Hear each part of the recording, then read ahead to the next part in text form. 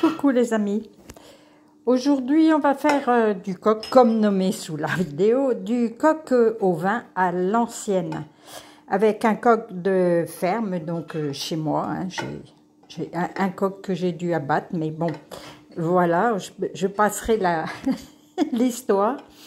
Je vais faire d'abord mariner, donc là, moi j'ai mes boîtes sont des boîtes du Be-Save. Au lieu de mariner, normalement on marine 24 heures, là je vais mariner quelques heures et ça va suffire et je pourrai faire mon coq au vin juste après. Donc il a été découpé en morceaux, voilà, je l'ai mis dans les petites barquettes, enfin les petites, non elles sont grosses, hein, 2 litres 6 je crois, quelque chose comme ça. Je vais mettre des oignons coupés, des carottes, du poivre, là j'ai du poivre de Sichuan.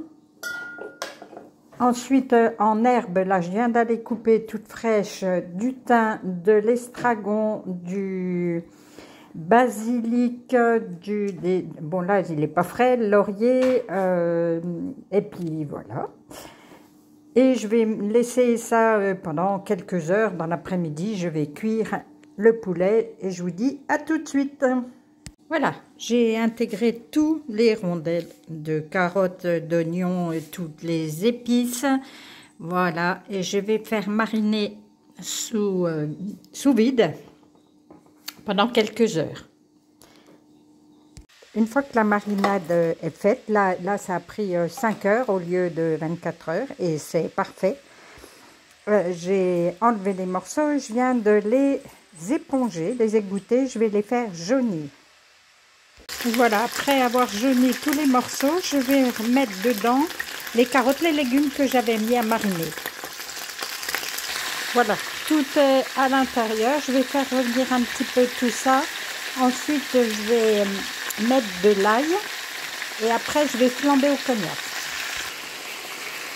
Maintenant, j'ajoute l'ail. J'ai à peu près 3 gousses d'ail parce que le coq est gros. Là, j'ai singé, on appelle ça. Donc, je vais retourner les morceaux. Voilà, pour que tous les morceaux soient imprégnés de farine. Et après, je vais flamber. Donc, je ne vais pas flamber au cognac comme je vous ai dit tout à l'heure. Je n'en ai plus. Par contre, j'ai du marc de Bourgogne. Ça fera très bien l'affaire. Je ne sais pas si vous allez voir. Oups, si, vous allez le voir. J'ai été surprise aussi. Voilà, ça s'appelle un coq flambé. Voilà, maintenant que le coq a bien flambé, je vais ajouter le vin de la marinade. Voilà, je mets tout.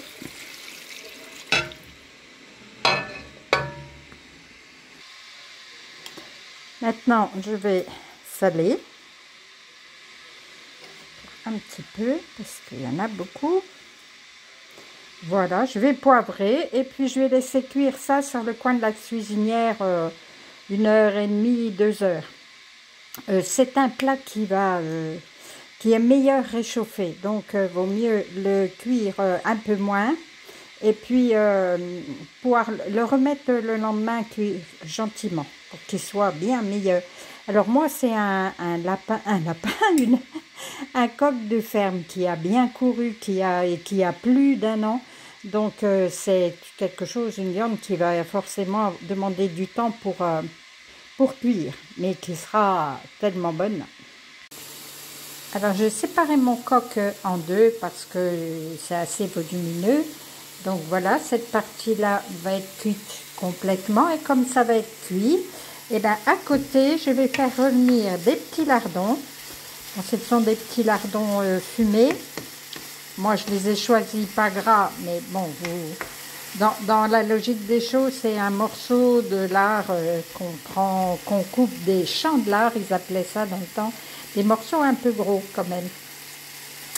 Si vous avez des petits oignons grelots, vous les faites bouillir un petit coup et vous les rajoutez au lardon, voilà, pour les faire revenir avant de les mettre dans votre coque.